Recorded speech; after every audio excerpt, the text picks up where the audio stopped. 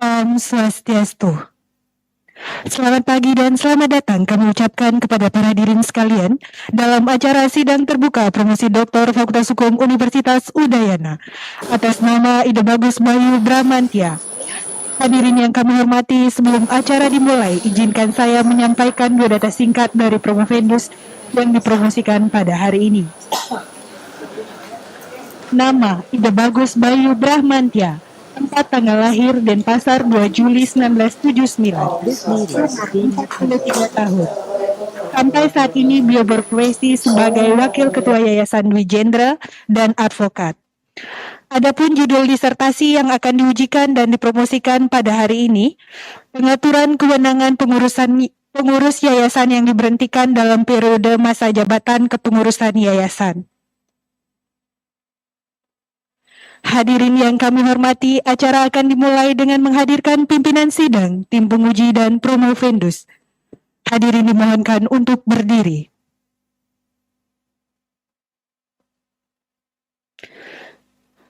Kepada pimpinan sidang dan tim penguji dipersilakan untuk memasuki ruang sidang.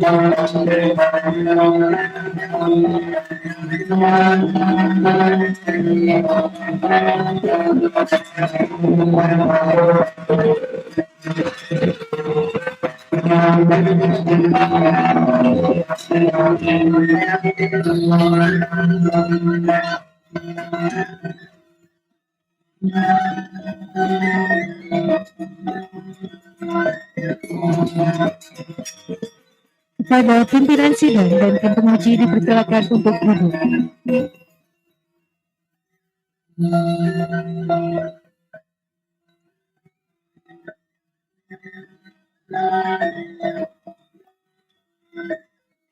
Kepada Promovendus dipersilakan untuk memasuki ruang sidang.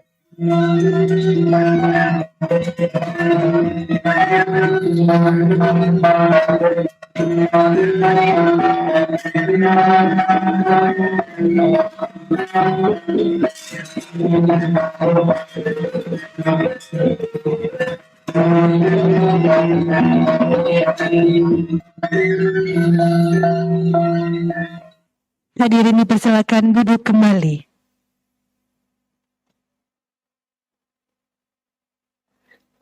Selanjutnya acara kami serahkan kepada pimpinan sidang, yaitu Dekan Fakultas Hukum Universitas Udayana. Kepada yang terhormat pimpinan sidang Profesor Dr. Gede Arya Sumertayasa, dipersilahkan.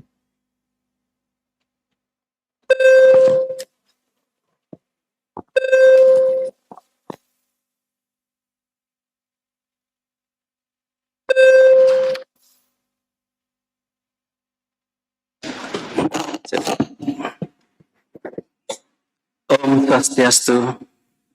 Assalamualaikum warahmatullahi wabarakatuh. Namo Buddhaya. Salam sejahtera buat kita semua. Disampaikan ke hadapan majelis penguji dan hadirin yang saya hormati. Sebelum sidang dimulai, izinkan kami untuk menyapa hadirin, terutama yang pertama Singgih Ratu Pranda. Om Swastiastu. Kemudian jajaran pimpinan dari Fakultas Hukum Universitas Dwi Jendra. Kemudian dekannya ada. Kemudian senior kami juga Prof. Biasa. Selamat pagi. Dan hadirin yang lainnya yang sempat hadir untuk acara yang paling istimewa hari ini. Kami ingin memastikan kondisi saudara Promovendus. Apakah saudara dalam kondisi yang sehat? Sehat. Apakah saudara siap untuk mengikuti proses sidang terbuka hari ini? Siap. Dengan memohon langsung kepada Waring Graha Ide Sang Yang Widiwasa, Tuhan Yang Maha Esa, dan mempertimbangkan persyaratan maupun proses yang telah dilalui Promopendus dalam mengikuti studi di Prodi Doktor Ilmu Hukum, Fakultas Hukum Universitas Udayana, antara lain telah menyelesaikan: 1. Sidang prakualifikasi yang dilaksanakan pada tanggal 23 Juli 2020. 2. Sidang proposal penelitian yang dilaksanakan pada tanggal 25 Juni 2021. 3. Sidang seminar hasil yang dilaksanakan pada tanggal 6 Oktober 2022. 4. Sidang tertutup yang dilaksanakan pada tanggal 17 Januari 2023. Dan memperhatikan surat keputusan Rektor Universitas Udayana nomor 157/UN 14.2.4/Hukum/2023 tanggal 24 Januari 2023 tentang ujian akhir tahap 2 terbuka mahasiswa Prodi Doktor Ilmu Hukum.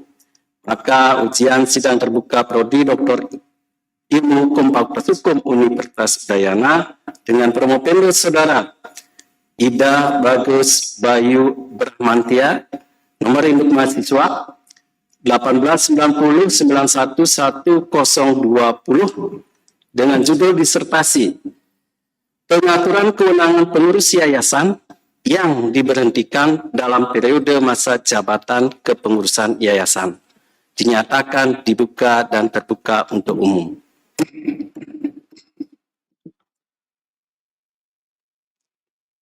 Kepada Promopendus diinformasikan bahwa ujian sidang terbuka akan dilaksanakan dalam 3 tahapan, yakni 1. Kepada Promopendus diberikan kesempatan memaparkan substansi pokok dari disertasinya selama 15 menit. 2. Kepada penguji dengan mempertimbangkan waktu sanggahan Promopendus diberikan waktu 10 menit untuk mengajukan tanggapan, pertanyaan, dan saran. 3. Sidang diskors beberapa menit untuk penilaian atas proses sidang terbuka oleh majelis penguji.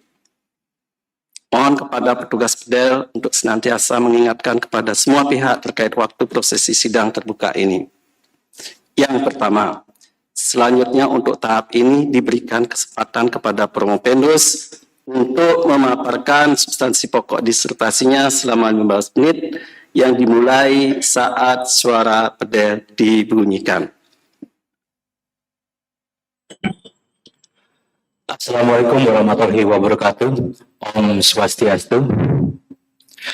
Salam sejahtera bagi kita semua. Namo Buddhaya. Salam kebajikan. Kepada yang terhormat Ketua Sidang yang amat sangat terpelajar, Profesor Dr. Putu Budi Arya Sumertayasa SAMH, promotor yang amat sangat terpelajar, Profesor Dr. R. Ibrahim SAMH, co-promotor 1 yang amat sangat terpelajar, Profesor Dr. Inyoman Suyatna SAMH, promotor 2 yang amat terpelajar, Dr. Dewa Gede Rudi SAMH, Ketua Program Studi Dr. Ilmu Hukum yang amat sangat terpelajar, Profesor Dr. Iputu Sudarma Sumardi SHSU. Selanjutnya yang amat terpelajar, Dr. Imade Sarjana SAMH, dan yang amat terpelajar Ibu Dr. Igusti Ayu Putri Kartika SAMH. Judul disertasi ini adalah Pengaturan Kewenangan Pengurus Yayasan yang diberhentikan dalam periode masa jabatan kepengurusan. Next. Untuk latar belakang, adanya kecenderungan bahwa yayasan dipergunakan bukan untuk tujuan sosial, kemanusiaan, dan keagamaan. Seperti 1. Untuk berlindung di bawah status badan hukum, kemudian agar tanggung jawab juga tidak sampai pada kekayaan pribadi, dan sebagainya. Untuk pertama-tama, pengertian yayasan menurut Pasal 1, ayat 1 Undang-Undang Nomor 16 Tahun 2001 tentang yayasan, yaitu yayasan adalah badan hukum yang terdiri atas kekayaan yang dipisahkan dan diperuntukkan untuk mencapai tujuan tertentu di bidang sosial, keagamaan, dan kemanusiaan yang tidak mempunyai anggota. Untuk itu, dibedah dengan problematika filsafati, yaitu ontologi, di mana problematika yang berkenaan dengan keberadaan adanya. Keberadaan yang ditujukan untuk upaya pemberantasan kemiskinan dan penanggulangan kesenjangan.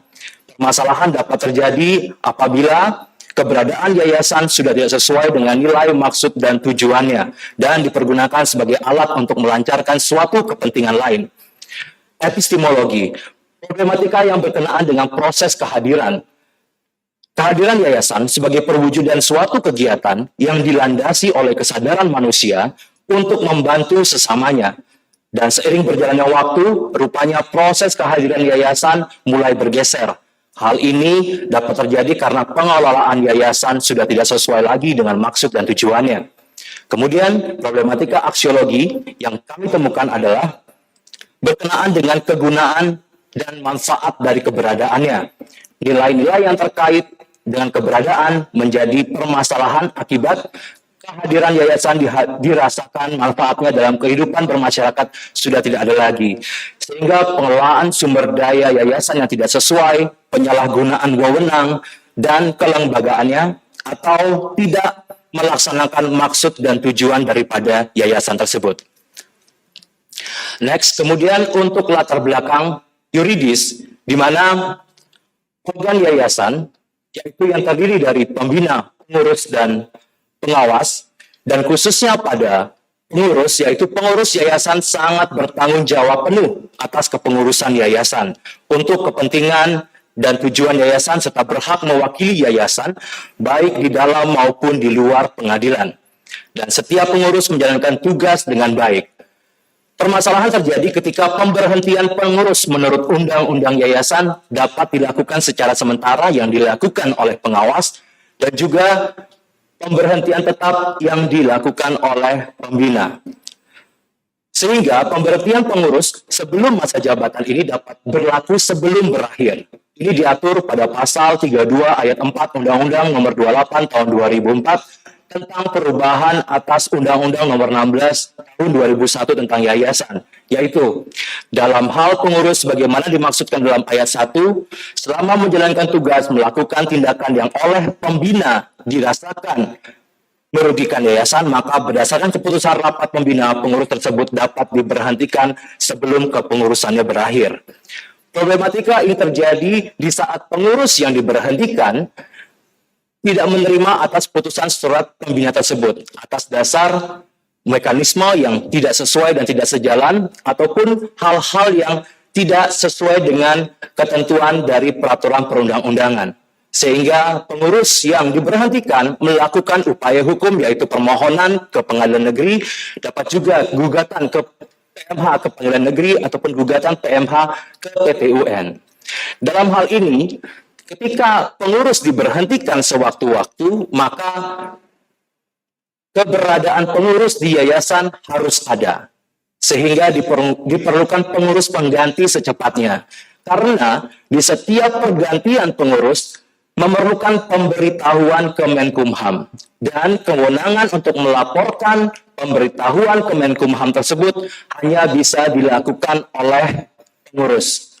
Mengapa tidak dilakukan oleh pembina dan juga pengawas? Karena secara jelas undang-undang tentang yayasan menegaskan bahwa pembina, pengurus, dan pengawas tidak dapat merangkap jabatan.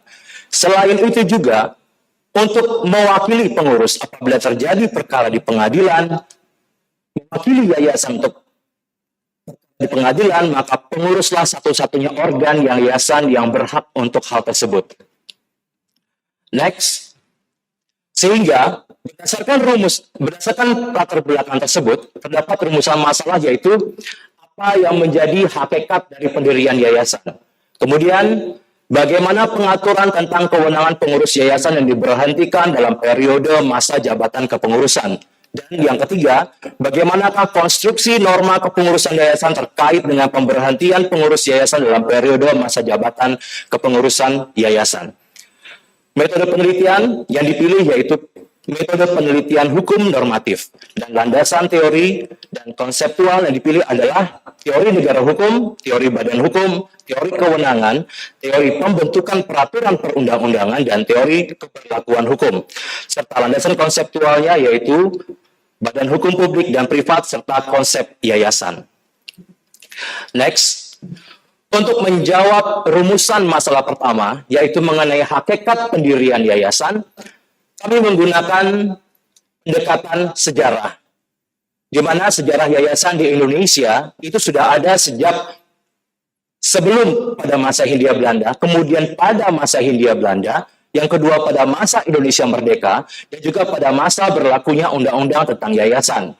Kemudian juga kami melakukan studi perbandingan dengan pengaturan yang ada tentang yayasan atau lembaga amal di negara lain, khususnya di Belanda yang diatur pada NBW, kemudian di Inggris diatur oleh Charities Act, kemudian Amerika Serikat diatur pada pasal 501 C3 IRV.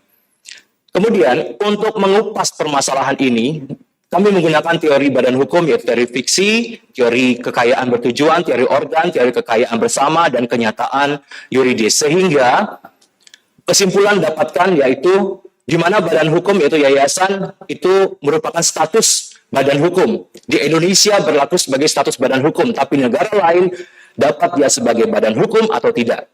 Dan seluruh negara, yayasan atau lembaga amal lainnya tidak bersifat komersial. Semuanya bertujuan sosial dan mempunyai alat-alat perlengkapan negara, seperti organ-organ yayasan ataupun para pengurus, para pengelola kekayaan tersebut. Dan yayasan memerlukan dana, yayasan wajib pajak, serta diperlukan laporan pertanggungjawaban, dan yayasan bisa bubar. Kemudian, untuk mengupas permasalahan yang kedua, di mana pengaturan tentang kewenangan pengurus yayasan diberhentikan dalam periode masa jabatan kepengurusan. Di sini yaitu ius constitutum, yaitu hukum yang berlaku pada saat ini atau hukum yang telah ditetapkan. Menggunakan teori kewenangan yaitu sumber kewenangan, atribusi, delegasi, dan juga mandat.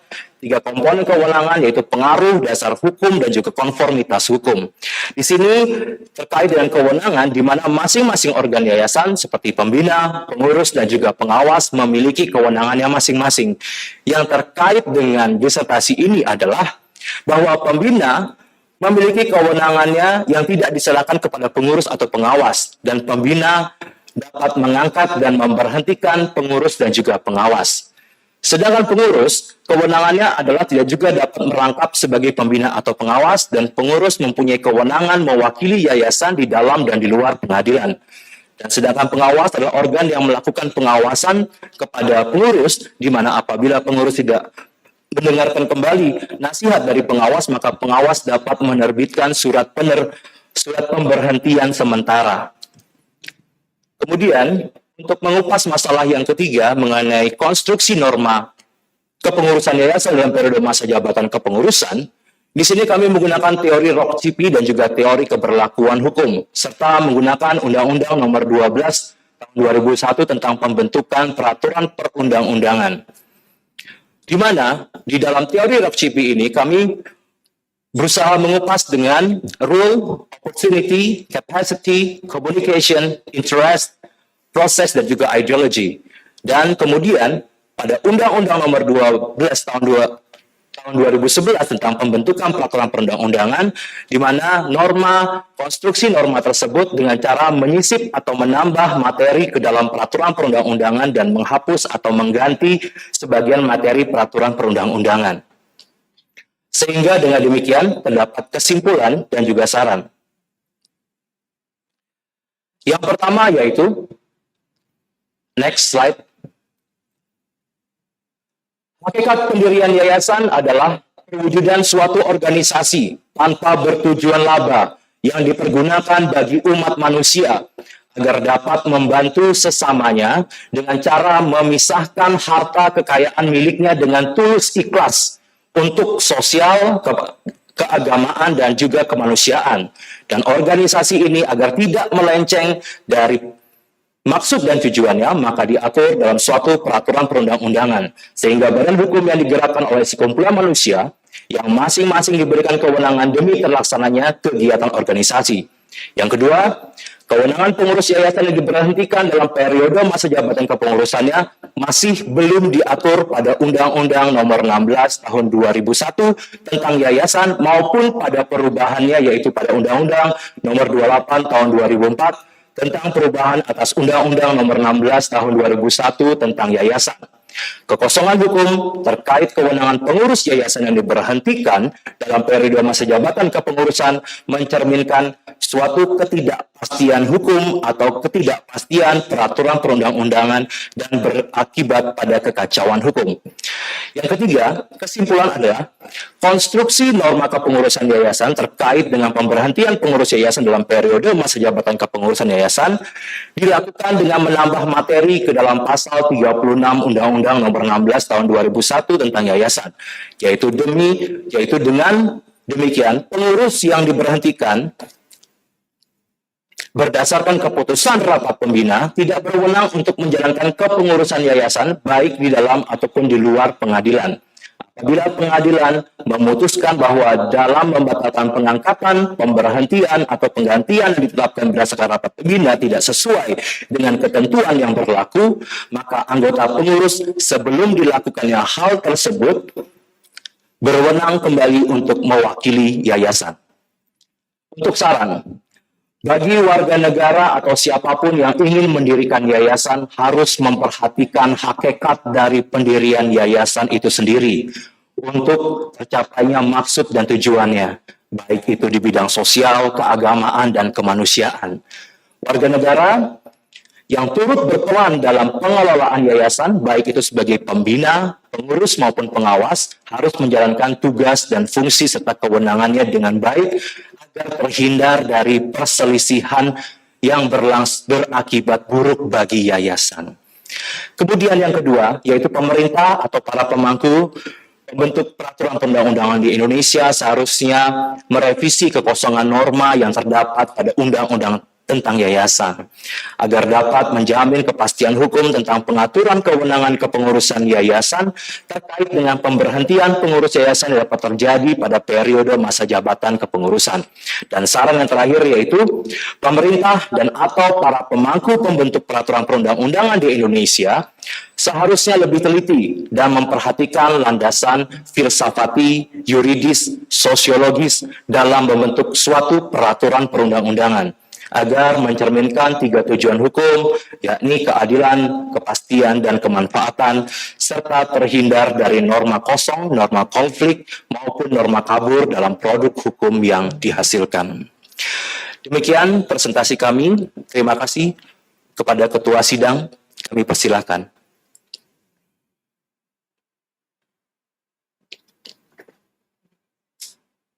Terima kasih, Saudara Penulis. Untuk tahap kedua, dalam pendalaman ini diberikan kesempatan yang pertama yang terhormat dan sangat terpelajar, Bapak Profesor Dr. Iputu Sudarma Sumadi, SAF. Silakan, Prof.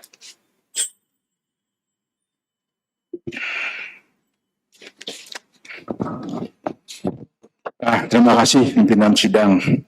Promopendus, pada kesempatan ini saya ingin meminta penjelasan ya, atas beberapa hal, dan penjelasan yang saya minta itu ya sesungguhnya berada di luar ini ya, di luar materi apa yang disajikan pada saat ini, karena segala sesuatunya itu sudah disampaikan pada forum-forum sebelumnya.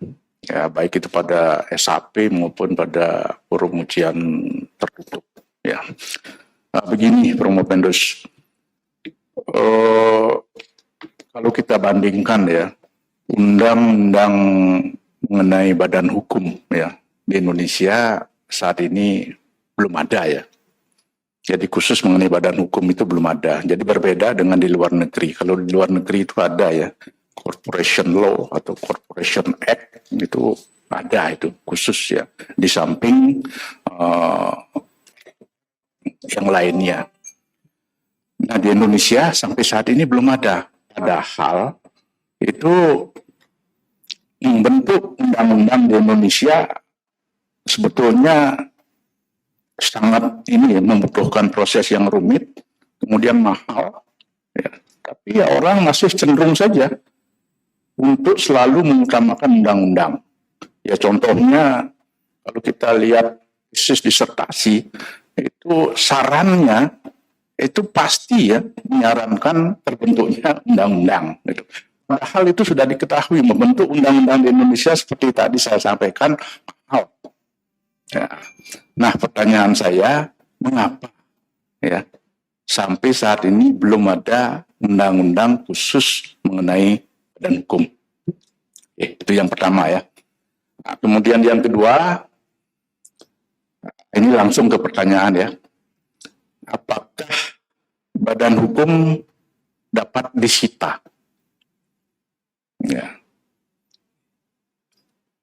Nah, itu kedua. Kemudian yang ketiga, saya dahului dengan satu pertanyaan, ya.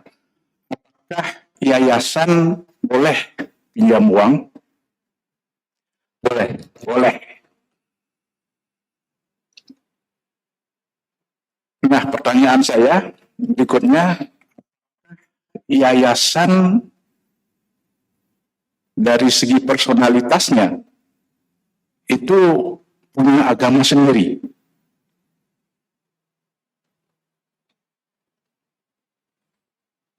Nah, pertanyaan ini perlu saya sampaikan karena dewasa ini ya di Indonesia tumbuh ya berbagai lembaga keuangan yang ada yang menyerupai bank, ada yang kegiatannya seperti bank, tidak mau disebut bank. Nah, itu mereka itu cenderung eksklusif. Ada satu lembaga keuangan yang menyerupai bank, itu yang berafiliasi atau yang kegiatannya dilandasi dengan dasar keagamaan. Ya. Nah, bank yang demikian ini cenderung eksklusif karena khusus mencari nasabah itu pada nasabah yang seagama. Gitu. Nah, jadi ya maka timbullah pertanyaan seperti itu.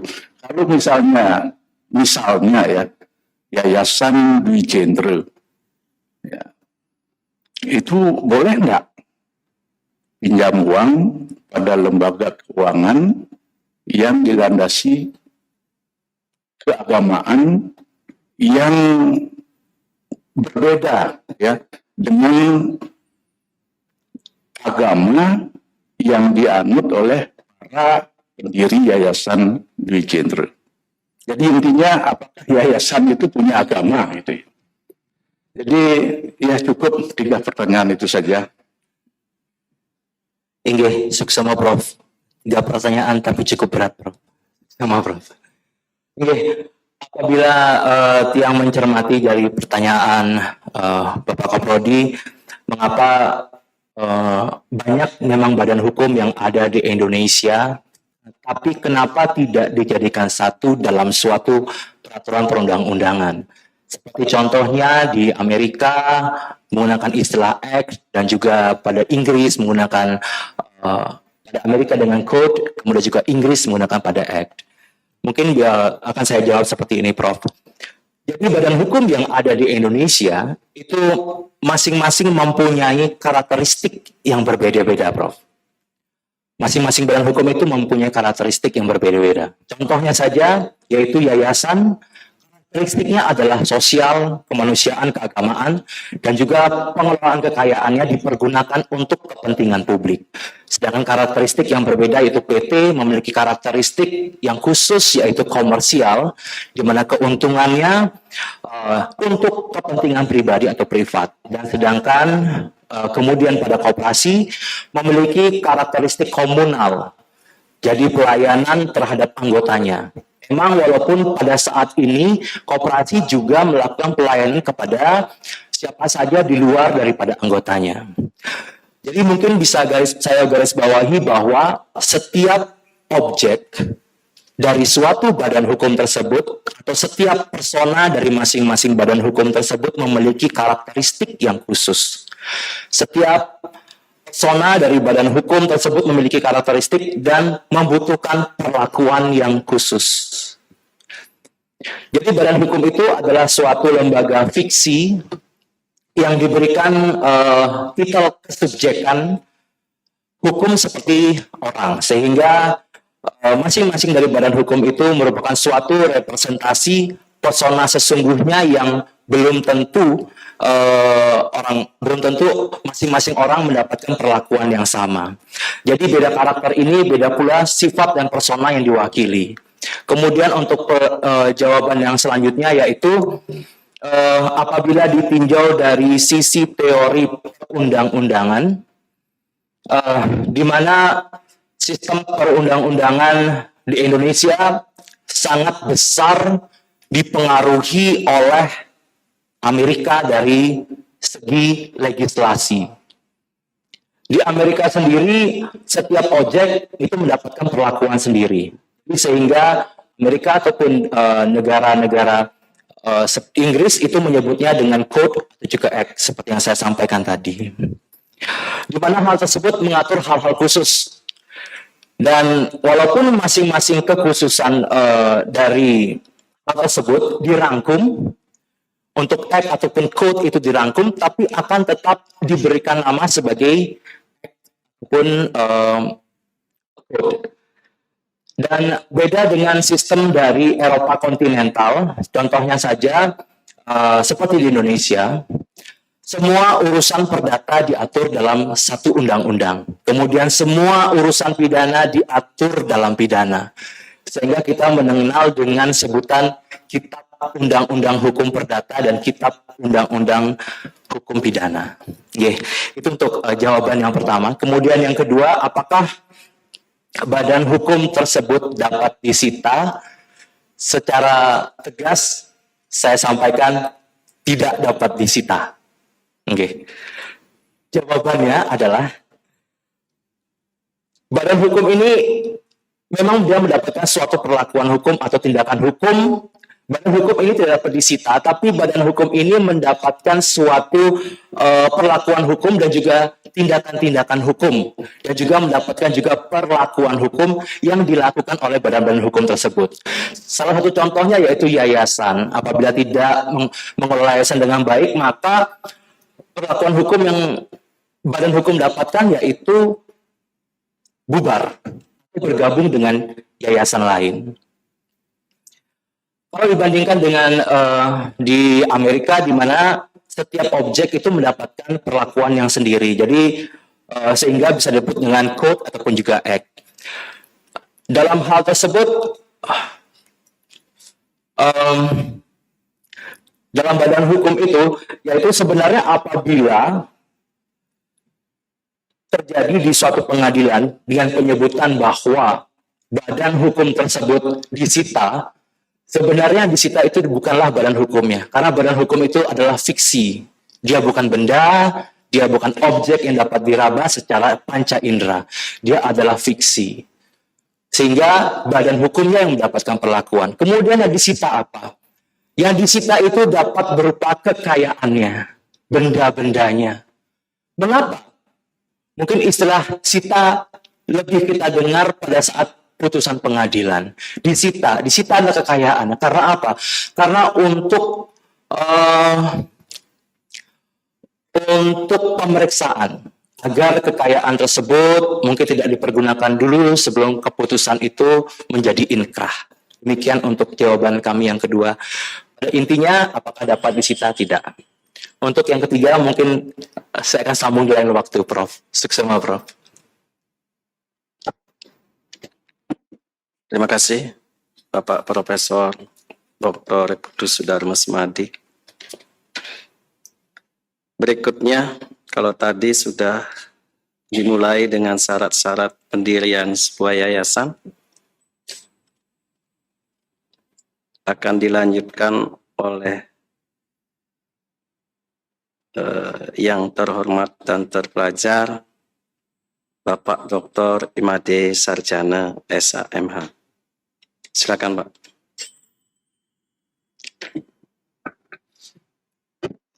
Baik, terima kasih kepada pimpinan sidang yang saya hormati dan kepada guru besar semuanya dan para penguji.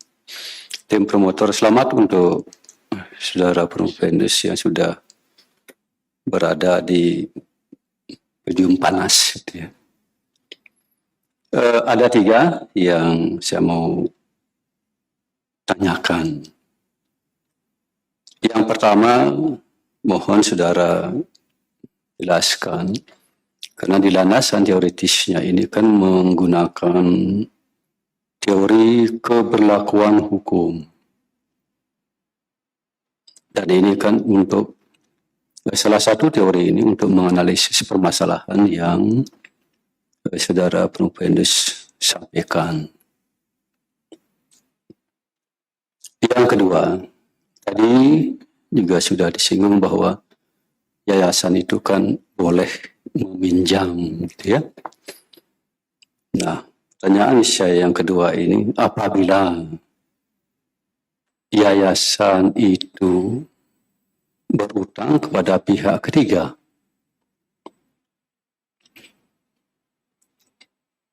dan padahal saat itu kan terjadi permasalahan di pengurusan itu. Nah, sementara utang kepada pihak ketiga itu kan bisa menumpuk apabila masalah kepengurusannya itu tidak terselesaikan. Itu bagaimana menurut pendapat saudara Provenus? Yang ketiga, nah karena disebutkan bahwa tentang pergantian kepengurusan ini kan ada kekosongan di bidang kewenangan. Nah, kalau memang terlalu lama misalnya tidak terselesaikan masalah kepengurusan itu, dan problemnya masalah itu dibawa ke pengadilan, memang menurut saran saudara akan harus dirubah undang-undang itu kan sarannya. Nah, penyelesaian yang pada saat ini itu karena perkaranya ditangani oleh pengadilan, sementara masalah kepengurusan itu belum selesai. Kira-kira apa yang akan dilakukan oleh pihak pengadilan karena kekosongan norma di bidang kewenangan tersebut? Silakan. Oke, suksema Bapak Dr. Sarjana. Untuk menjawab pertanyaan pertama mengenai mengapa salah satu landasan teoritis yang saya pergunakan pada saat ini adalah untuk pertama dipergunakan untuk mengetahui apakah undang-undang tersebut sudah berlaku secara faktual dan juga empiris, kemudian apakah undang-undang tersebut juga sudah berlaku secara normatif dengan baik, dan juga keberlakuannya apakah sudah secara efektif yang sesuai dengan yang terjadi di dalam masyarakat. Kita tahu bahwa hukum sendiri adalah mengatur daripada masyarakat, sehingga diharapkan sekali setiap norma, kaidah, dan peraturan perundang-undangan yang berlaku itu sesuai keberlakuannya dan dapat ditaati oleh seluruh masyarakat. Di sini yang dapat saya lihat bahwa bagaimanakah keberlakuan hukum daripada Undang-Undang tentang Yayasan ini, khususnya pasal 36, di mana ada satu permasalahan yaitu adanya kekosongan pengurus yayasan yang diberhentikan pada masa kepengurusan yayasan. Di sini dapat dilihat bahwa adanya dari keberlakuan hukum ini ada sesuatu atau hal yang seharusnya diatur agar undang-undang ini dapat berjalan dengan baik dan efektif. Saya kombinasikan teori keberlakuan hukum ini dengan teori dari Rocchipi untuk mengetahui secara detail sampai manakah salah satu pasal yang berhubungan dengan isu hukum disertasi yang saya angkat ini, apakah undang-undang tersebut sudah ada, untuk melihat juga kelemahan daripada norma dan kaidah tersebut. Jadi saya pergunakan teori keberlakuan ini, hukum ini juga karena saya membuat norma yang baru, saya juga harus meneliti apakah norma yang akan saya bentuk ini juga nantinya bisa berlaku.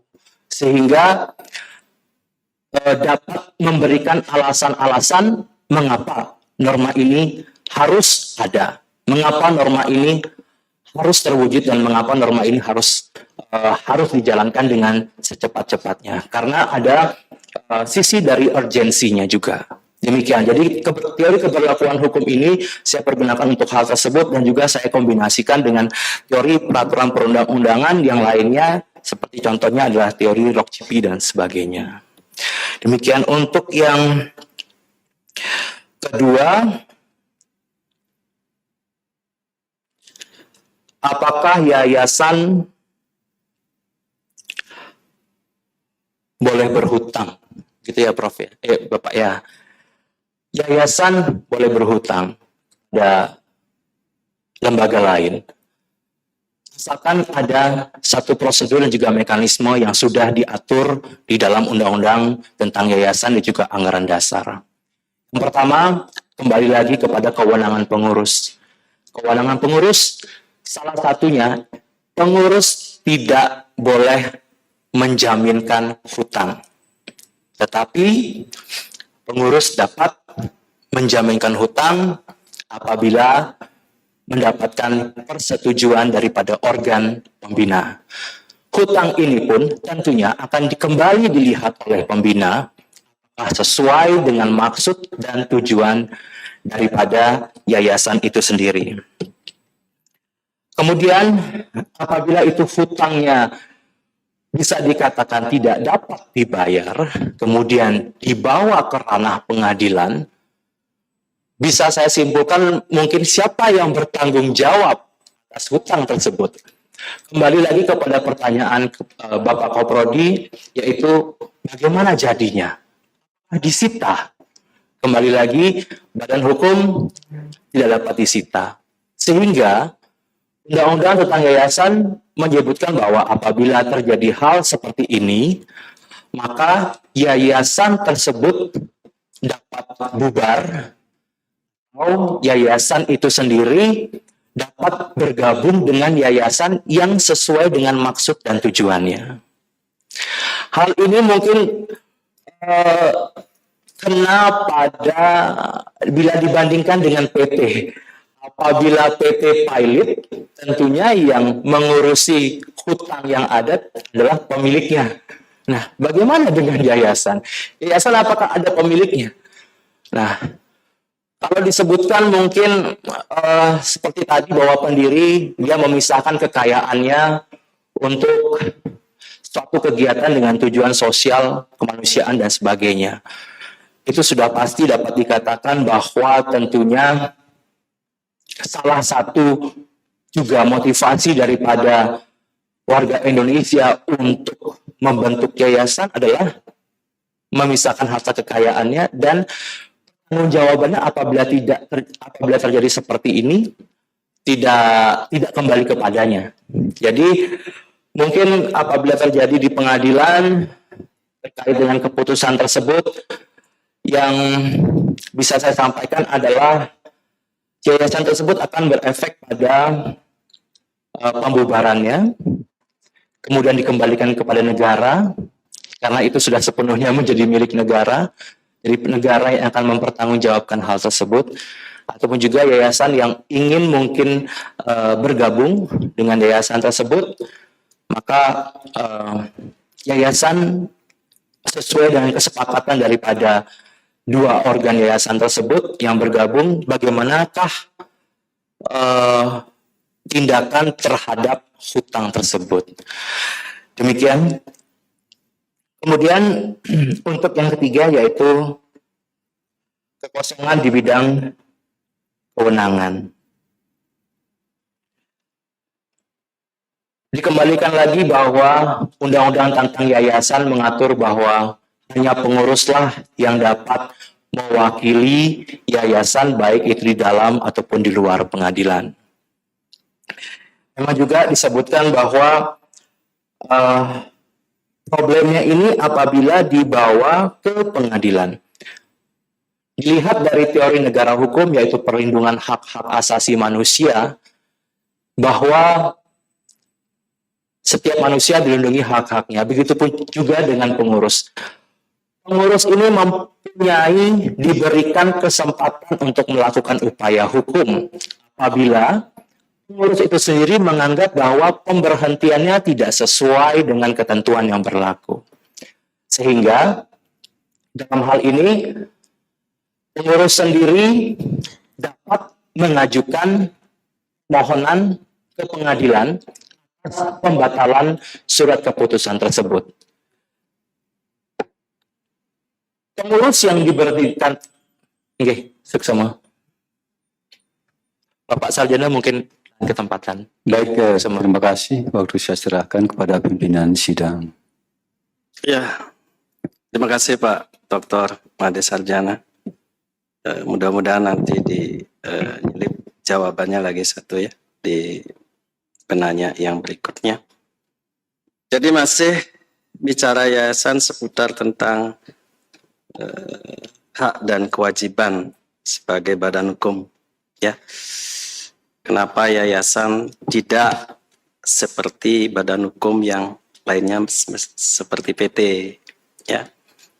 Tapi jangan lupa di balik tidak diaturnya di undang-undang, di dalam yayasan banyak unit bisnis yang lebih besar daripada yayasannya itu sendiri ya. Nah, itu sebagai pembanding ketika kita mencoba membahas yayasan.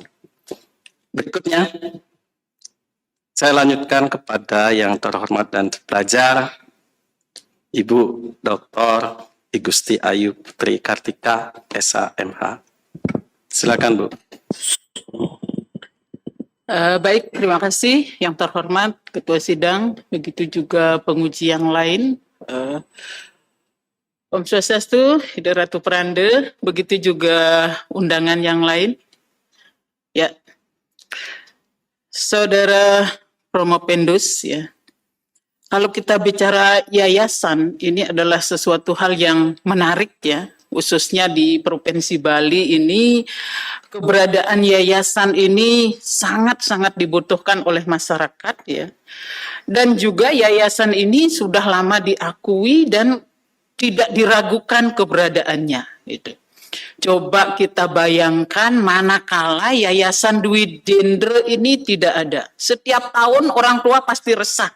Kemana saya harus menyekolahkan anak saya? Nah, ini keberadaan Yayasan Dwi Jendra ini luar biasa ya. Jadi memang sangat-sangat dibutuhkan oleh masyarakat Bali karena memang pemerintah belum bisa memfasilitasi untuk hak ya terhadap masyarakat untuk mencapai pendidikan di sekolah negeri gitu. Ya. Nah, ini sebenarnya ada pertanyaan banyak ya karena ini dibatasi oleh waktu dan sebenarnya saya juga takut bertanya karena beliau nanti akan menjadi pakarnya.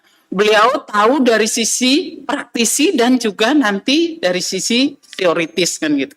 Ya. Selamat ya. Pertanyaan saya mungkin ada 3 hal dan mungkin perlu penegasan dari apa yang sudah dikemukakan oleh Pak Dr. Sarjana tadi gitu ya. Yang pertama bahwa yayasan ini merupakan badan hukum yang memiliki kekayaan terpisah, memiliki tujuan jelas ya dari aspek sosial, keagamaan, kemanusiaan gitu ya. Yang saya tanyakan ya, jadi kan di sini di satu sisi juga yayasan tidak memiliki anggota ya. Nah, yang saya tanyakan ini bagaimana dengan Yayasan Dwi Jendra ya? Apakah itu mencerminkan ketiga tujuan ya? Jadi ada dari aspek sosialnya, ada aspek keagamaannya dan juga dari aspek kemanusiaannya. Karena kesan kalau sekolah di Dwi Jendra itu ada aspek-aspek religiusnya, khususnya agama Hindu kan gitu ya. Jadi seringkali kita dengar di masyarakat bahwa wah sekolah saja di Dwi Jendra gitu kan ya. Jadi mungkin di situ ada aspek religius yang kental ya, makanya banyak yang kedua gender gitu. Jadi apakah itu mencerminkan ketiga aspek itu atau hanya dari aspek sosial atau seperti apa? Itu satu pertanyaan. Yang kedua, di sini kita juga tidak bisa pungkiri bahwa ada pendapat-pendapat yang mengatakan bahwa yayasan ini cenderung dipergunakan untuk di luar tujuan sosial, keagamaan dan juga kemanusiaan, karena seringkali dikatakan bahwa ini untuk menghindari pembayaran pajak, misalnya untuk mencari keuntungan, untuk bisa negosiasi dengan lembaga-lembaga pemerintah atau departemen. Nah, yang saya ingin, ya ini konsistensi kan gitu ya. Jadi bagaimana pendapat saudara gitu ya. Dan yang terakhir, ya, jadi saya ingin mendapatkan penegasan karena ini adalah novelty-nya. Jadi temuan yang saudara nanti bisa tawarkan sebagai formulasi untuk melakukan konstruksi terkait dengan kekosongan hukum yang saudara tulis di dalam substansi disertasi saudara terkait dengan organ yayasan. Ya, yayasan sebagai badan hukum, di samping itu juga dia sebagai subjek hukum yang memiliki hak dan kewajiban, di situ tentu dia tidak juga memiliki anggota. Sehingga kita berbicara dari sisi organ itu sangat-sangat penting, baik itu pengurus, pembina, dan juga pengawas. Manakala di situ ada pengurus misalnya di situ, ya jadi yang bermasalah, dan juga kalau misalnya belum ada kepastian pengurus di situ, ya karena ini pengurus juga terkait dengan kewenangan, ya jadi sumbernya, apakah itu atribusi, delegasi, kenapa juga penting kita bicara kewenangan, karena kewenangan ini juga terkait dengan asas legalitas, dan yang terpenting lagi terkait dengan tanggung gugat, manakala ada permasalahan kan seperti itu. Sehingga saya setuju dengan saudara bahwa sangat-sangatlah urgent untuk merumuskan satu norma yang bisa nanti diformulasikan sebagai masukan baik itu terhadap pemerintah ya dan juga yayasan supaya ada yang mewakili manakala pengurus ada bermasalah, karena tujuannya adalah untuk bisa mengoperasionalkan kegiatan dari yayasan sesuai dengan tujuannya yang mulia, baik dari aspek sosial, keagamaan, dan kemanusiaan. Ya. Untuk mengatasi kekosongan tersebut, ya jadi formulasi norma yang seperti apa yang ditawarkan. Ya, itu mungkin 3 pertanyaan. Terima kasih, saudara. Silakan dijawab. Ya. Terima kasih, Ibu Dr. Gusti Kartika. Pertama-tama saya mengucapkan terima kasih buat Ibu Dokter. Dari tadi menyebutkan Yayasan Dwi Gender. Terima kasih, Ibu. Bila saya rekam, saya promosikan, mungkin akan banyak murid yang bertambah ke yayasan Ibu. Berhubung Ibu langsung mengkaitkan dengan Yayasan Dwi Gender, apakah Yayasan Dwi Gender itu sudah menjalankan maksud dan tujuannya seperti yang ditentukan oleh Undang-Undang Yayasan, yaitu kemanusiaan, keagamaan, dan juga sosial? Tentu saja. Saya rasa untuk semua ataupun dari masing-masing yayasan yang ada, tentu saja itu menjalankan semua maksud dan tujuan itu secara bersama-sama. Mungkin saya contohkan secara prakteknya, Ibu. Mungkin saya contohkan, Ibu, di dalam bidang di akte pertama kami di tahun 1953, memang tujuan kami adalah untuk mengembangkan pendidikan, khususnya di bidang keagamaan, menerbitkan sastra-sastra keagamaan, dan juga memberikan pengetahuan yang lebih. Saat itu, tahun 53, warga di Bali sangat sulit untuk sekolah. Mungkin terkendala dengan ekonomi, kemudian yang kedua adalah terkendala dengan minat. Apabila kita flashback di tahun 53, tentu saja hal itu bisa saja terjadi. Itulah menjadi cikal bakal dari kelahiran Yayasan Dwi Jendra.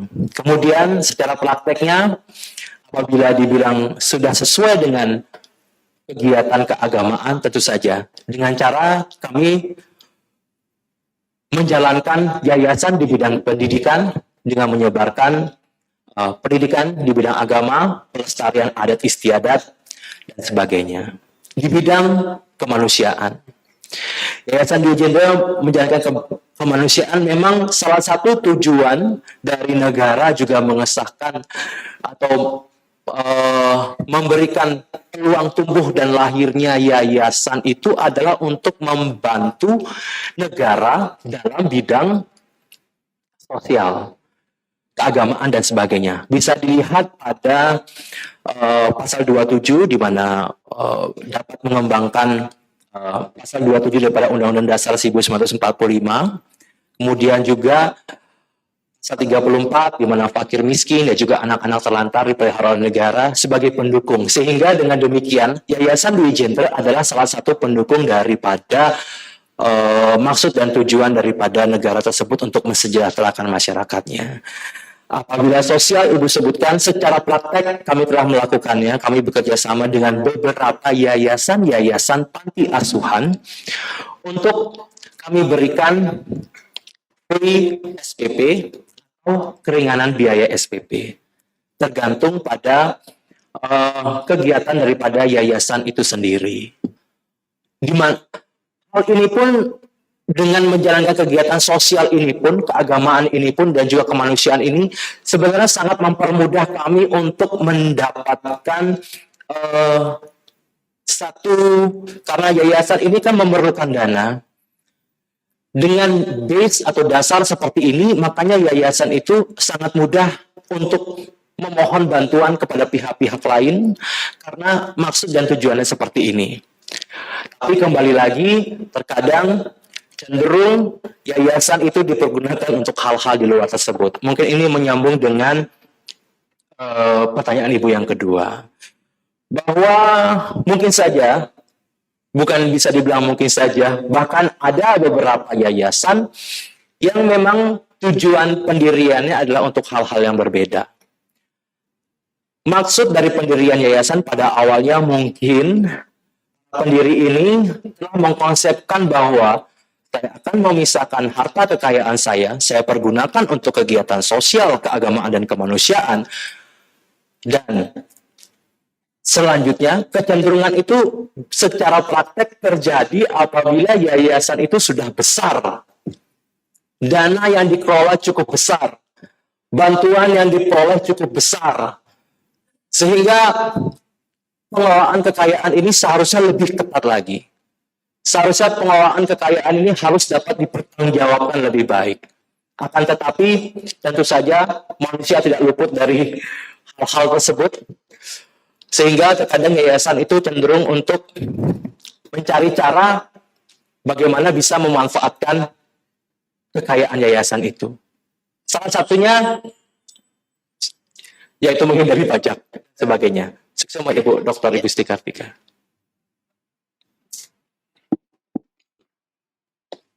Terima kasih Bu Dr. Gusti Ayu Putri Kartika yang jawabannya masih tertahan. Selanjutnya saya menggunakan waktu untuk bertanya sebagai tim dari penguji. Begini Saudara Propenus, ketika sebuah yayasan yang tidak ada aturan tentang pemberhentian pengurus di tengah jalan, di undang-undang tidak ada, solusi yang paling sederhana bisa dicari, kira-kira saya mau ajak berpikir, tugas pembina itu apa? Kewenangan pembina apa? Ya. Apabila disebut dari keuangan pembina, dikaitkan dengan disertasi ini, tentunya pembina adalah mengangkat dan memberhentikan atau menggantikan pengurus. Kemudian pembina pun memiliki kewenangan untuk memeriksakan pengelolaan kekayaan yayasan yang dikelola oleh pengurus yayasan. Kemudian pembina juga dapat memiliki kewenangan untuk memberikan izin kepada pengurus dalam rangka contohnya seperti yayasan itu untuk hutang ataupun mendapatkan sumber dana yang lainnya, dan kemudian pembina sendiri mempunyai kewenangan yang sangat khusus, yaitu dapat merubah anggaran dasar. Ya, jika sesuatu yang terkait tentang proses perjalanan internal di sebuah yayasan, dapatkah itu diatur dalam anggaran dasar? Anggaran dasar dapat mengatur selama peraturan perundang-undangan juga mengaturnya. Ya, kalau misalnya di anggaran dasar merupakan pedoman dari pegangan semua yang terlibat di yayasan itu, kemudian dikaitkan dengan kewenangannya yang melakukan pergantian terhadap pengurus, apakah itu dilarang? Apabila peraturan perundang-undangan menentukan tersebut, maka anggaran dasar dapat mencantumkan hal tersebut dan tidak akan dilarang. Ya. Jadi saya ingin jelas lagi, ketika pengurus diberhentikan, apakah dia tidak dapat perlindungan hukum? Tadi dijawab tidak, karena kosong. Bagaimana kalau pengurus itu diganti tetapi belum ada pengurus baru? Dibandingkan dengan pengurus diganti setelah ada pengurus baru. Beda nggak posisinya? Oke. Pengurus diganti tetapi tidak ada pengurus baru yang sebelumnya ditunjuk. Di Undang-Undang tentang Yayasan harus menentukan sesegera mungkin pembina menunjuk pengurus yang menggantikan pengurus yang lama. Karena pemberhentian pengurus sebelumnya berdasarkan keputusan rapat pembina harus segera dilaporkan kepada kementerian. Iya. Jadi saya ingin mengajak begini, di manakah letak tidak ada pengaturan pengurus yayasan yang diberhentikan? Tapi harus dijelaskan kembali lagi, apakah rentang waktu sebelum ada pengurus atau sesudah ada pengurus? Karena ini kaitannya dengan kewenangan perlindungan dari pengurus yang dihentikan. Ketika kita bicara pengurus dihentikan, ada pengurus baru, itu pasti bicara tentang bahwa setiap orang, badan hukum mempunyai atau hak untuk perlindungan terhadap keputusan pejabat tata usaha negara. Sehingga itu mainnya adalah di peradilan tata usaha negara. Tetapi jika dia belum ada pengurus baru, perlindungannya itu main di ranah bukan hukum publik. Nah, sehingga jika nanti di saran itu, kalau menunggu undang-undang untuk mengatur hal yang seperti ini akan terulang lagi, semua masalah ada. Tapi kalau di anggaran dasar sudah disepakati, jika pengurus melakukan perbuatan yang tidak bertanggung jawab terhadap peraturan perundang-undangan atau pelanggaran atau pidana, disitulah kewenangan pembina bicara internal. Sehingga selesai masalahnya. Nah, itu hal-hal yang perlu disisipkan. Ya, supaya disertasi ini menjadi penyelesai solusi dari masalah-masalah yang ada di pengurusan. Karena saya katakan seperti tadi, yayasan itu banyak dipakai sebagai kedok saja. Mana ada yayasan kemudian di dalamnya ada usaha Pertamina, ya. Nah, itu banyak yayasan kalau kita lihat itu hanya merupakan cara-cara seperti tadi diucapkan Bu Dr. Kartika untuk menghindari kewajiban-kewajiban yang terkait dengan pembiayaan. Ya, saya salut sama Saudara Promotenus Ide Bagus Bayu Brahmantia, ya sudah bisa mengungkap bahwa sebuah yayasan ini saya mengajak juga untuk berpikir apa sengaja yayasan ini diberikan ruang untuk masalah ini, karena ada hal-hal yang perlu secara konkret diserahkan kepada internal yayasan. Ya, kalau semuanya di press begitu, nanti yayasannya sama dengan PT dia. Ya, nah itu. Terima kasih tadi sudah jawab dengan baik, sehingga selanjutnya sebelum dilanjutkan, boleh Promopinus minum dulu. Bawa air nggak? Sudah lama tadi. Itu.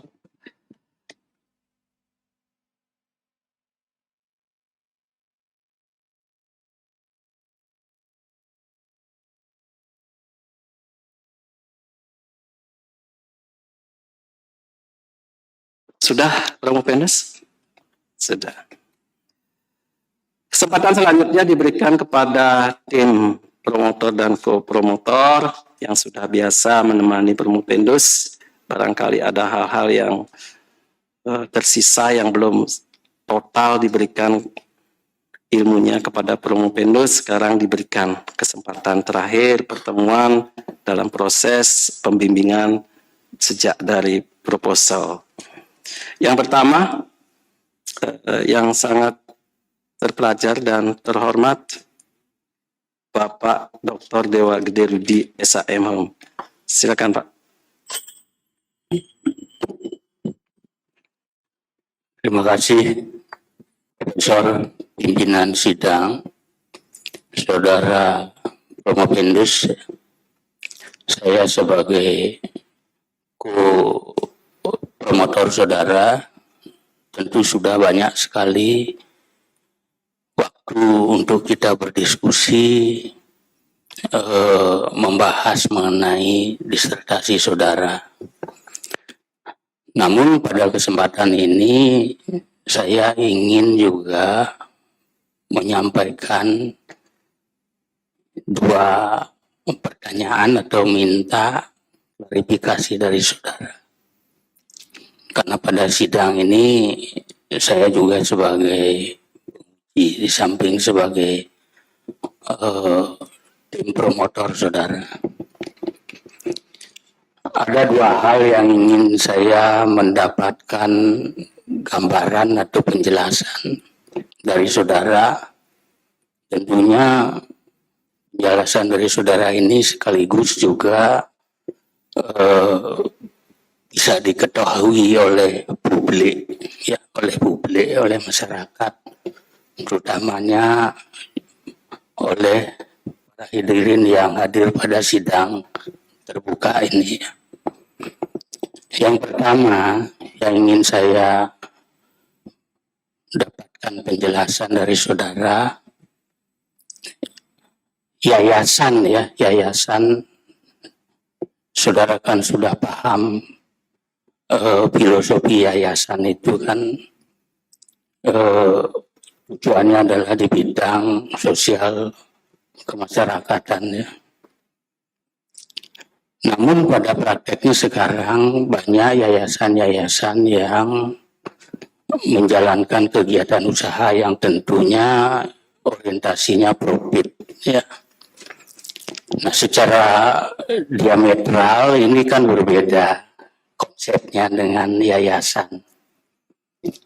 Seperti saya ambil contoh misalnya kebetulan saudara dari Sanur, ya.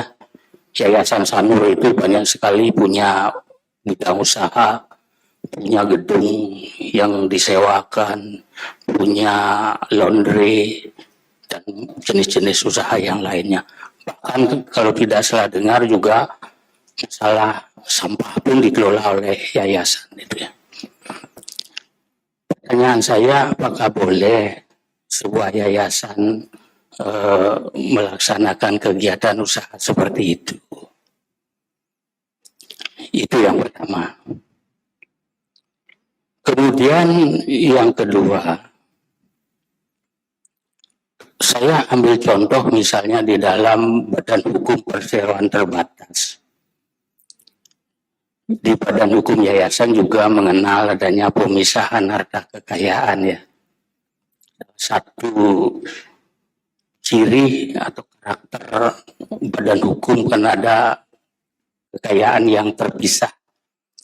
Ketika saya memisahkan bagian harta kekayaan saya tempatkan pada Badan Hukum PT, ya.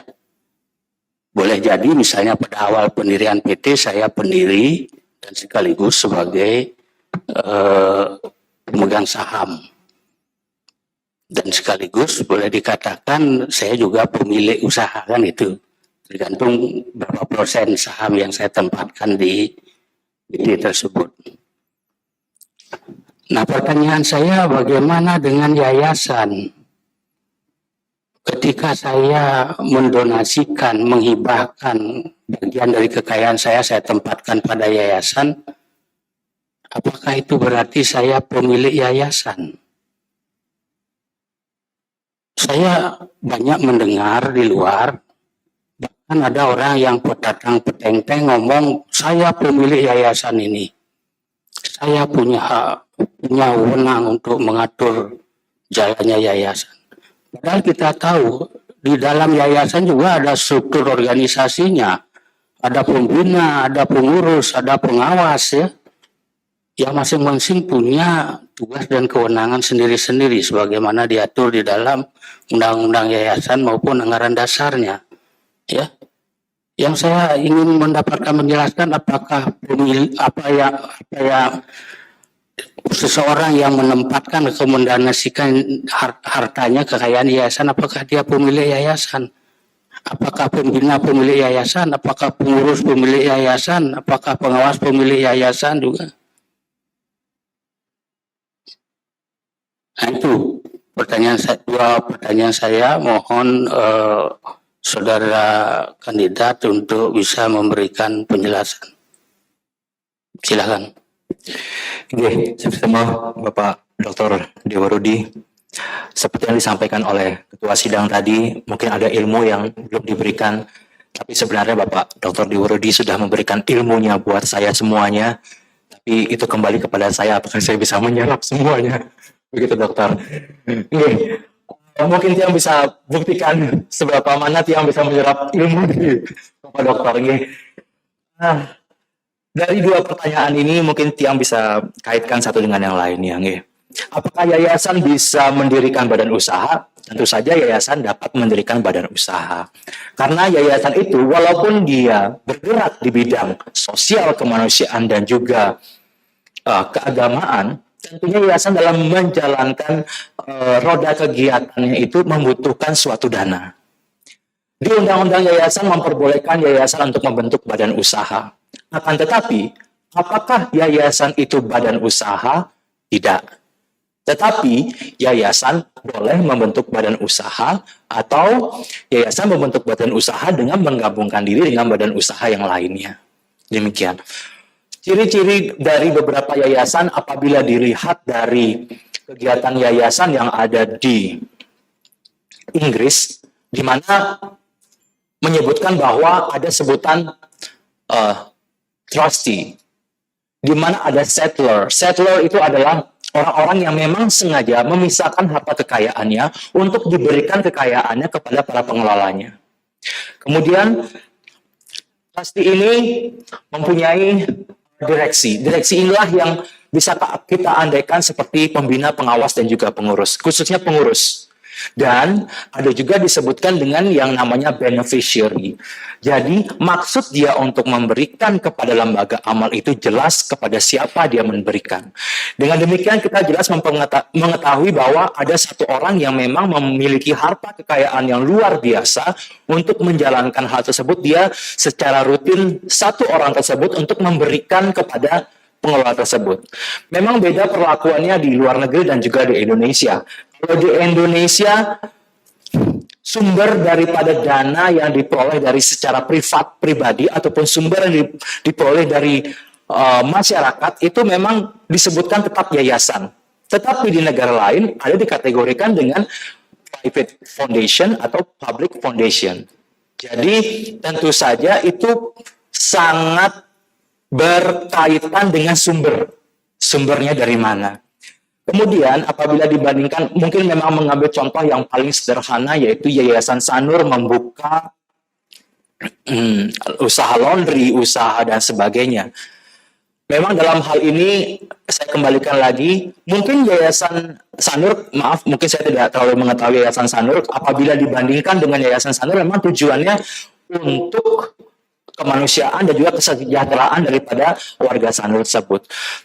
Dikarenakan yayasan sendiri tidak ada anggota dan yayasan juga diperbolehkan untuk memperoleh sumbangan dana dan sebagainya dari masyarakat, sehingga dana ini tentu saja akan cepat habis dan sebagainya. Yayasan tentu saja ingin menjadi yayasan yang berkesinambungan terus-menerus. Khususnya itu terjadi pada yayasan yang bergerak di bidang pendidikan ataupun di bidang rumah sakit, dia berkesinambungan terus.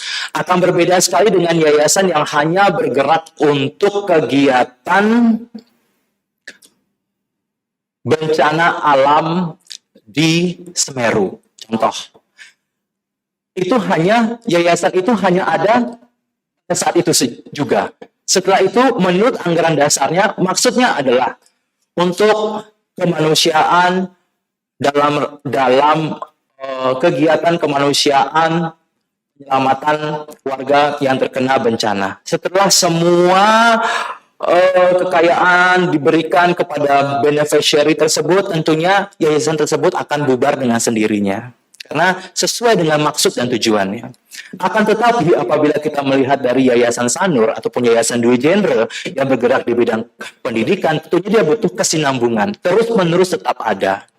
Dengan demikian, apakah yayasan itu boleh membentuk badan usaha? Ya, boleh membentuk badan usaha dengan syarat-syarat yang sudah ditentukan oleh undang-undang tentang yayasan. Yang pertama yaitu direksinya tidak boleh berasal dari organ yayasan.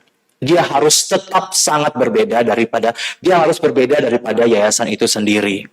Apakah dia bisa membentuk PT? Iya, tentu saja. Direksi dari PT tersebut, komisaris dari PT tersebut, semuanya tidak berasal dari organ yayasan. Karena itu sudah ditentukan di dalam undang-undang tentang yayasan. Kemudian, mengapa? Kemudian, kemana badan usaha tersebut pengelolaan kekayaannya? Profitnya kemana? Profitnya akan dikembalikan ke yayasan untuk menjalankan maksud dan tujuannya. Demikian.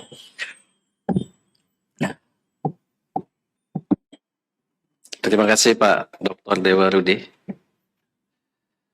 Berikutnya saya lanjut kepada co-promotor pertama yang berhormat dan amat terpelajar, Bapak Profesor Dr. Inyoman Siatne, SAMH. Silakan Prof.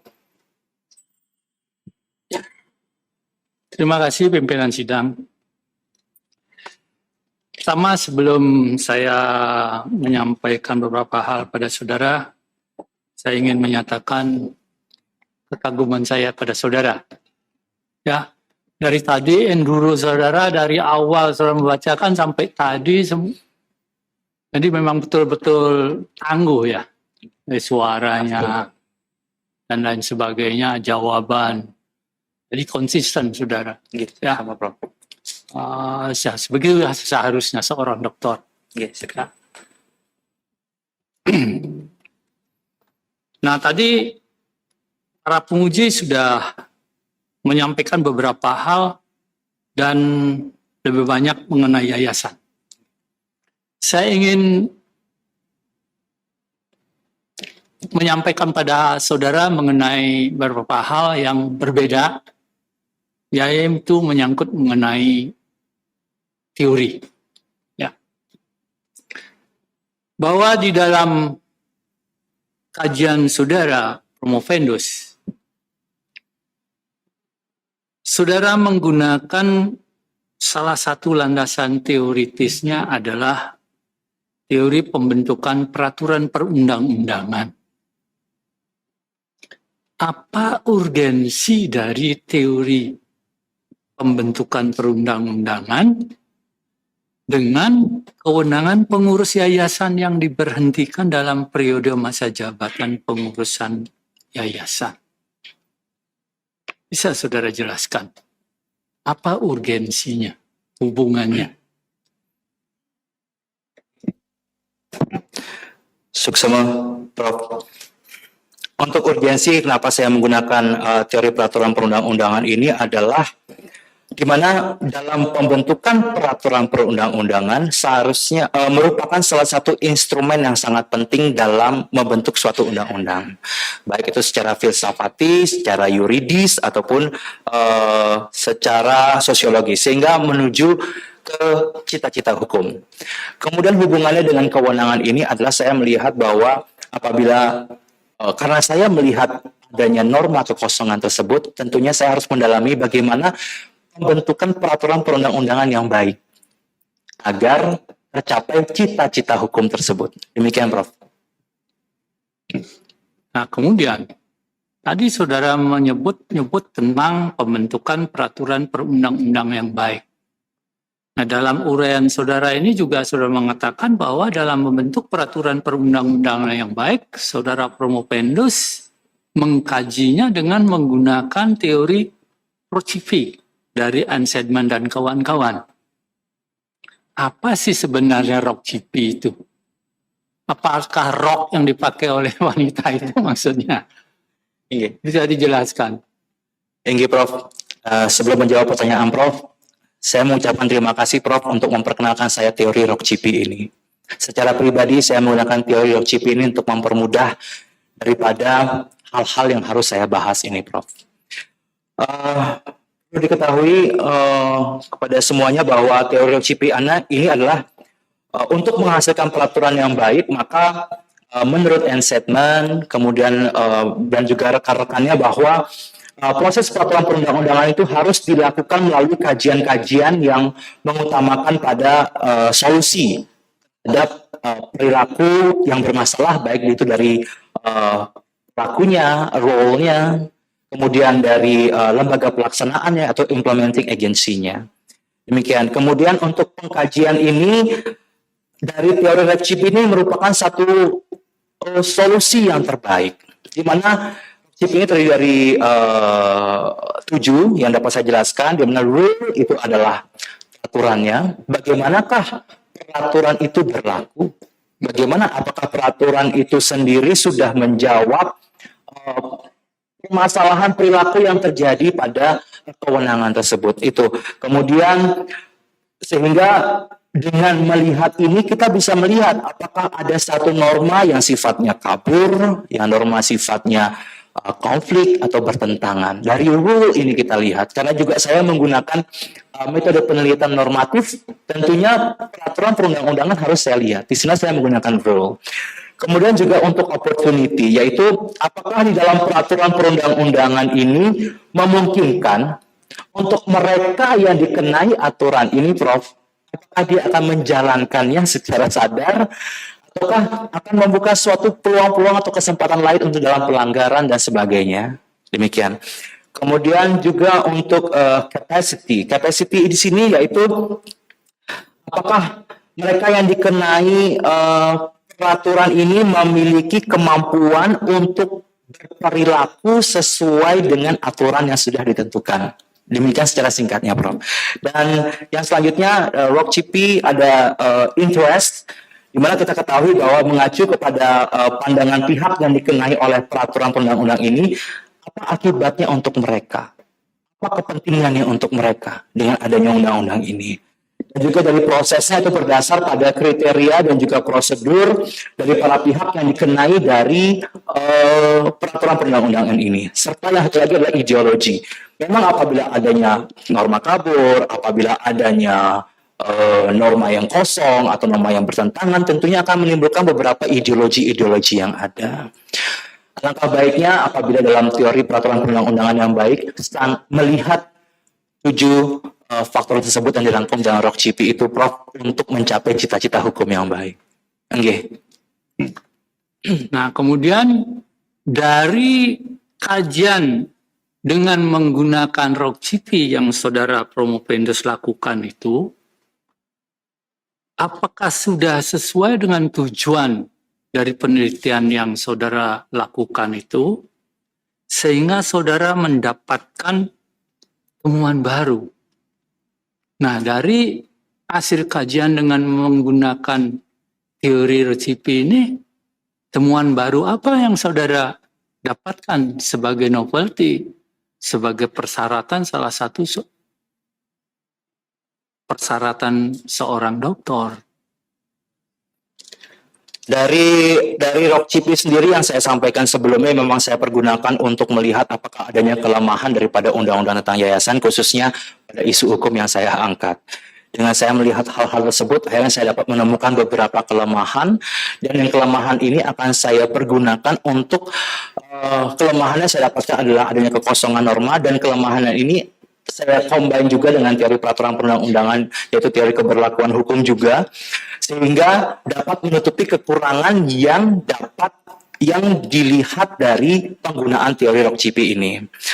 Jadi apabila dikaitkan dengan penelitian disertasi saya, di mana dalam rule atau peraturan, di mana undang-undang tentang yayasan tidak mengatur mengenai kepastian siapa yang berhak mewakili yayasan apabila terjadi perkara di pengadilan.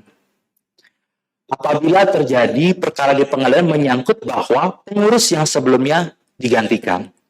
Apakah sedangkan undang-undang tentang yayasan mewajibkan apabila terjadinya pergantian seperti itu, maka pengurus yang menggantikan yang mewakili yayasan. Akan tetapi ada beberapa prosedur-prosedur yang harus dijalani.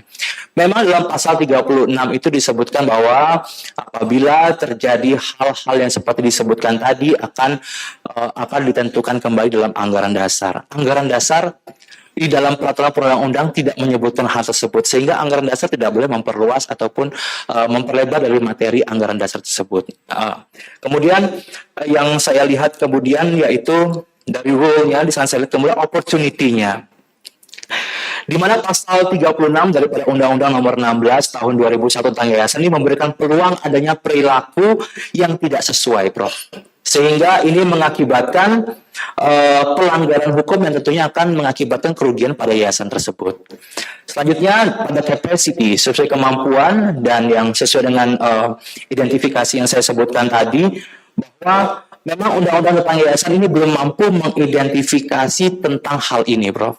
Jadi sama sekali dia belum mengidentifikasi memang banyak kelemahan-kelemahan yang ada di undang-undang tentang yayasan. Dengan demikian, mungkin kita sebagai orang hukum yang harus jeli dan cermat melihat adanya kekosongan-kekosongan tersebut. Walaupun saya ingat kembali pada pendapat dari Prof. Sumitro, Prof. Rahmat, bahwa kalau ada setiap undang-undang ada kekosongan, mungkin adanya politik hukum dan sebagainya. Begitu. Kemudian adanya komunikasi. Jadi tentu saja apabila tidak ada norma yang tertulis, apabila tidak ada norma yang diatur secara khusus, tentunya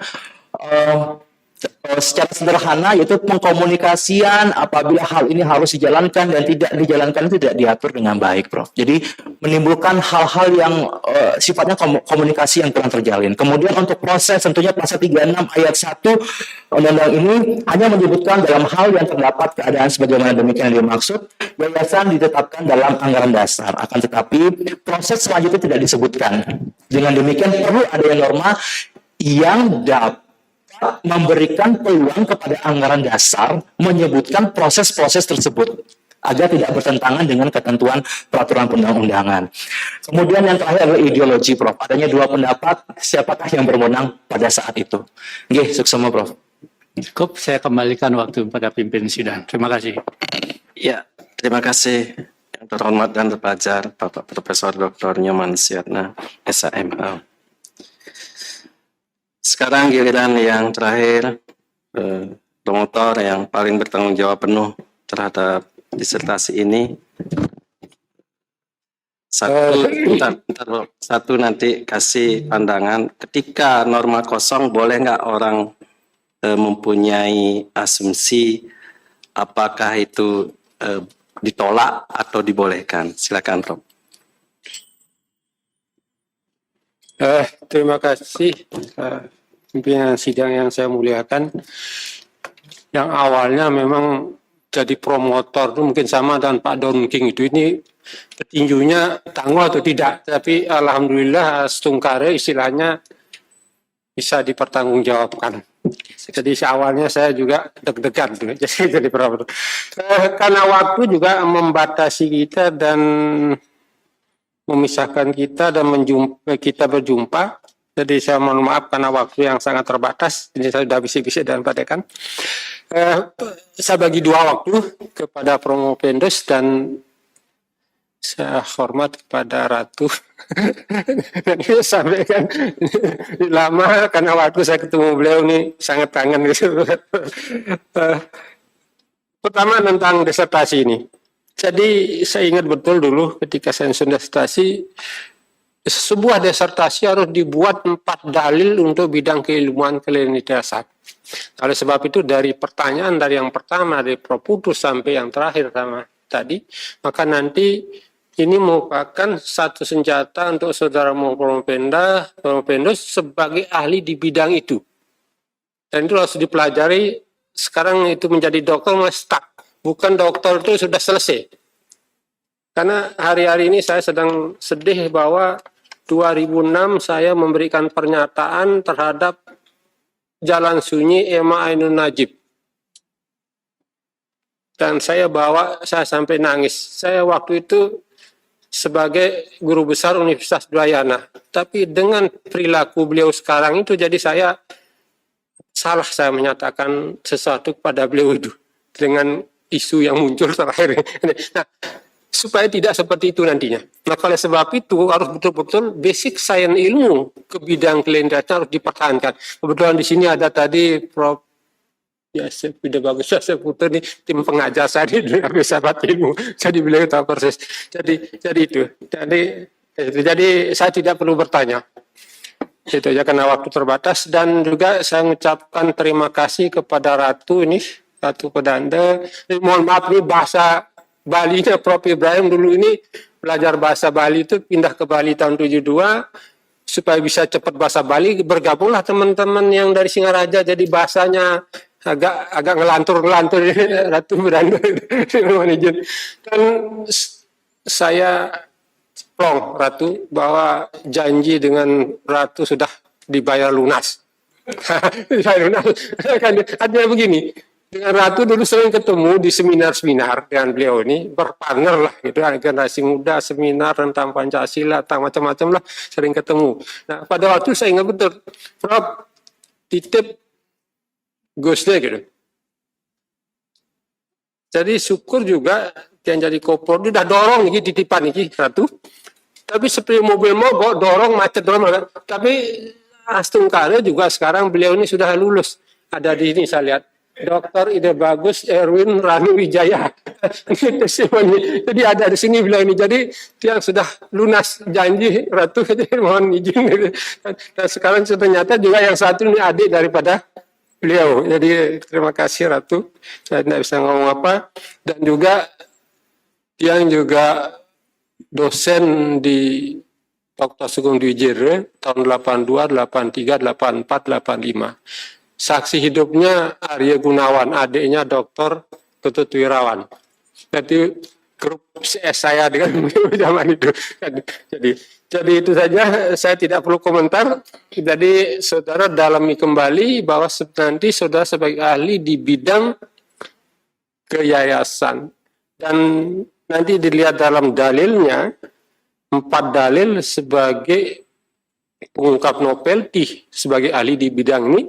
Dan saudara juga harus paham betul tadi sudah pertanyaan tren yayasan ini. Jadi saya lihat dari dulu itu kan trennya ya dimunculkan untuk menyimpan uang tidak bayar pajak. Tapi sekarang boleh dikenakan.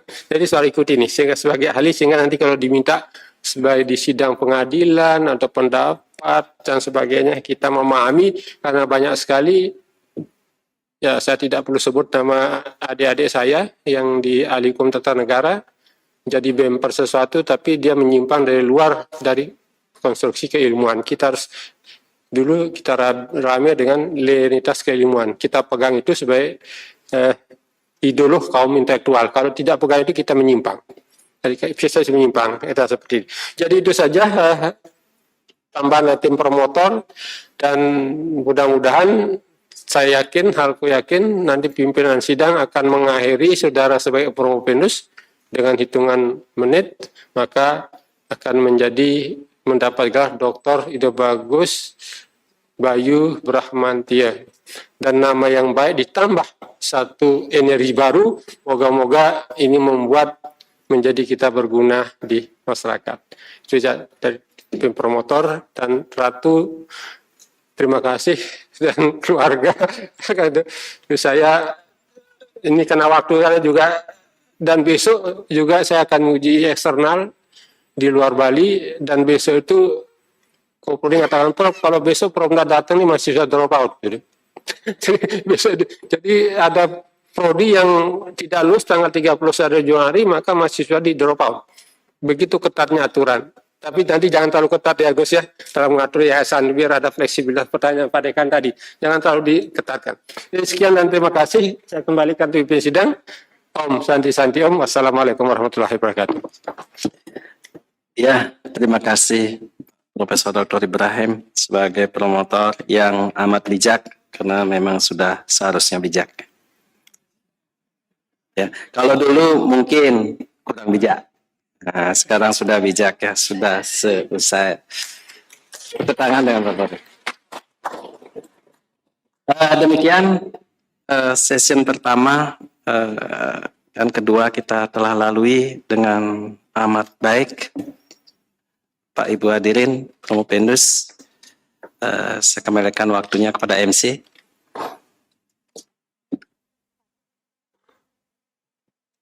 Hadirin dimohonkan untuk berdiri.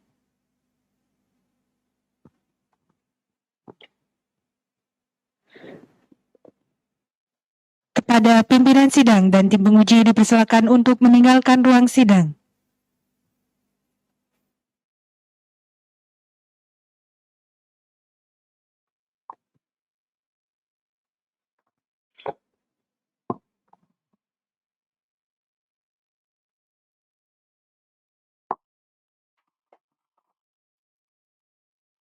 Hadirin yang berbahagia dan yang mulia, proses penilaian oleh majelis penguji telah selesai sehingga skor dicabut dan sidang dibuka kembali.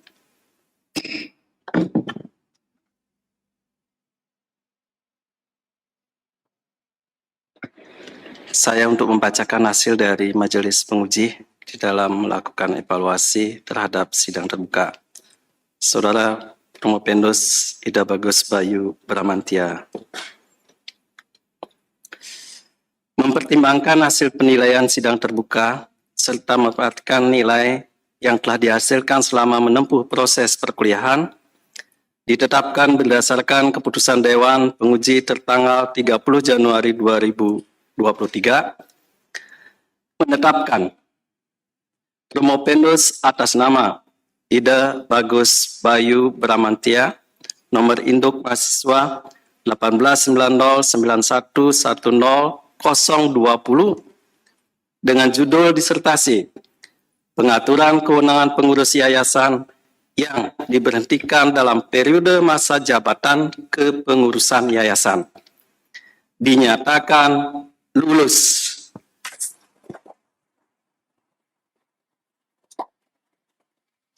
Sebagai lulusan yang ke-94 dengan predikat sangat memuaskan. Dengan IPK 3,89. Masa studi 4 tahun 6 bulan dan kepada Saudara Ida Bagus Bayu Bramantia mulai saat ini dapat menggunakan gelar Doktor Ilmu Hukum dengan segala hak dan kewajibannya. Kepada saudara diserahkan keputusan dimaksud. Acara selanjutnya adalah penyerahan tanda lulus doktor baru oleh Dekan Fakultas Hukum Universitas Udayana. Kepada Dr. Ida Bagus Bayu Bramantia dipersilakan untuk maju ke depan.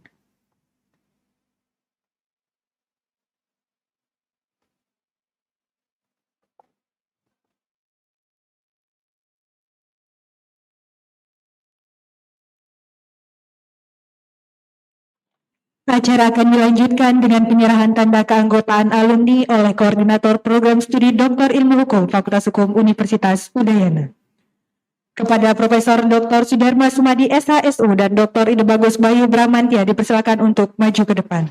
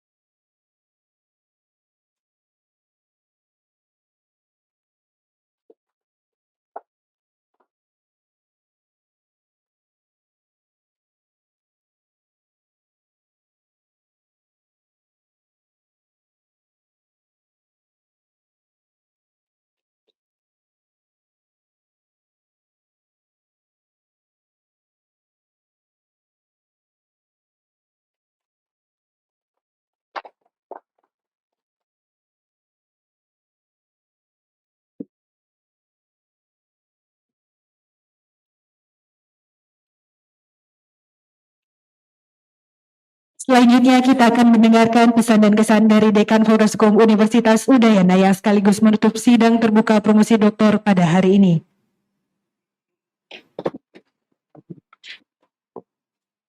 Terima kasih.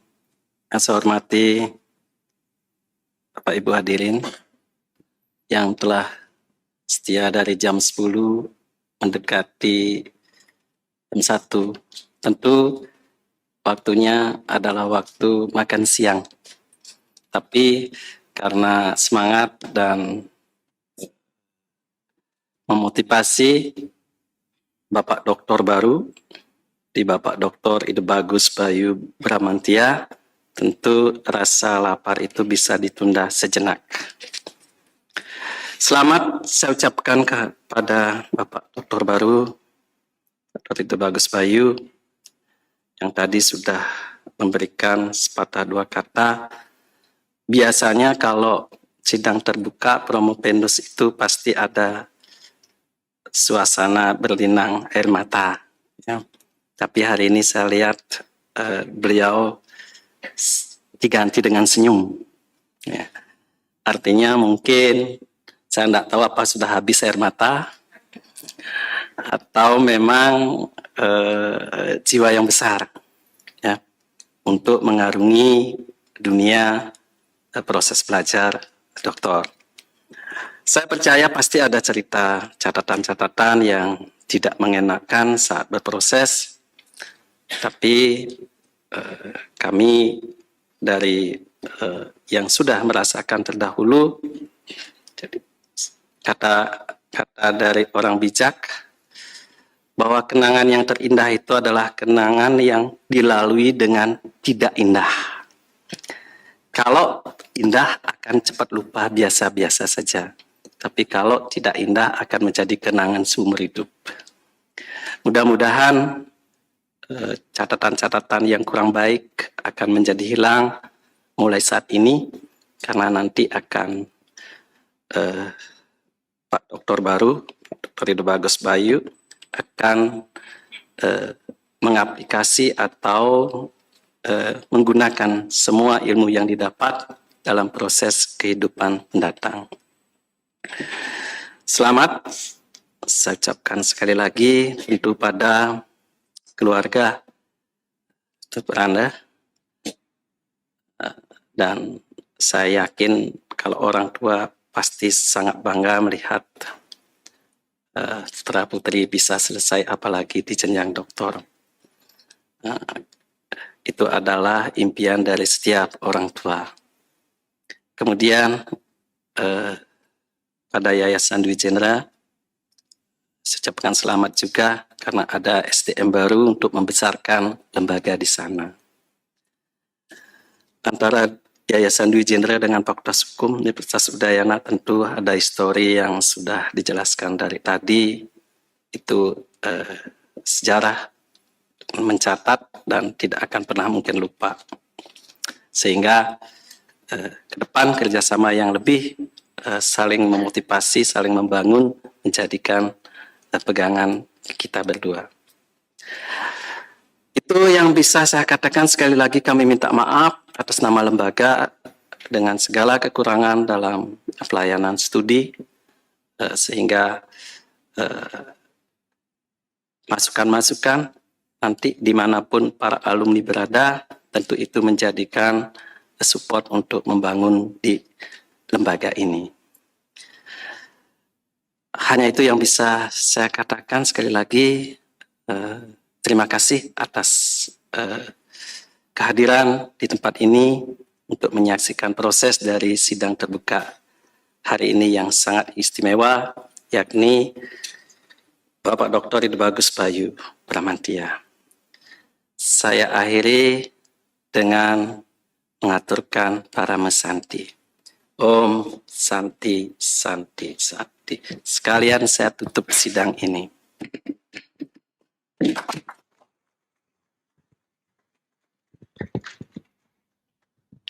Acara akan dilanjutkan dengan sesi foto bersama. Kepada pimpinan sidang, tim penguji dan doktor baru kami persilakan untuk maju ke depan.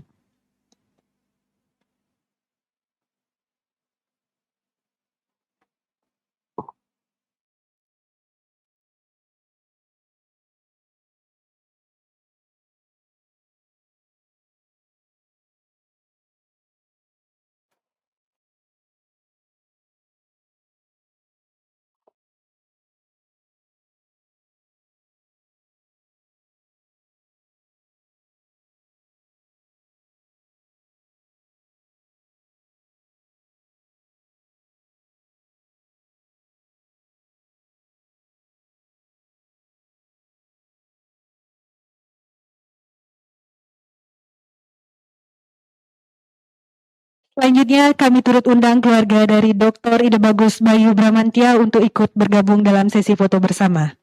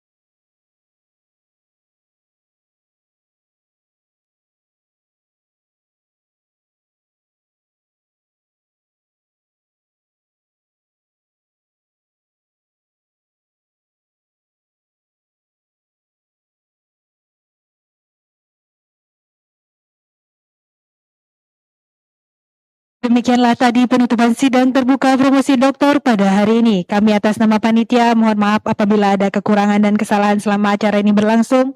Terima kasih atas kehadirannya dan selamat siang. Om Santi Santi Santi Om.